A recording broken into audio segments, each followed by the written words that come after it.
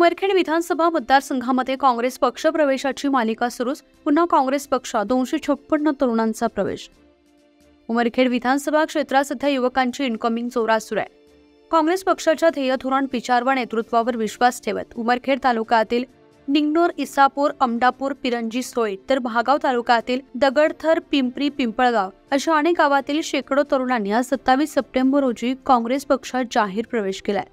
हा पक्षप्रवेश सोहळा शहर काँग्रेस येथे पार पडला. त्यामुळे काँग्रेस पक्षाची ताकद विधानसभेत सतत वाढताना दिसते.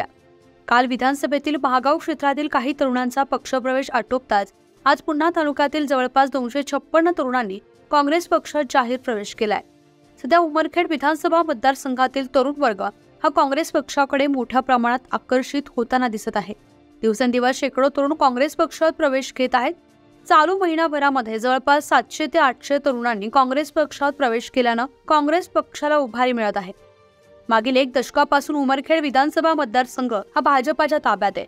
पहिले हा मतदारसंघ काँग्रेसचा बालेकिल्ला होता. विधानसभेतील तरुणांनी इतर पक्षावरील विश्वास कमी करून पुन्हा काँग्रेस पक्षात होणाऱ्या इनकमिंगमुळे भाजपाची धाकधूक चांगली वाटली आहे.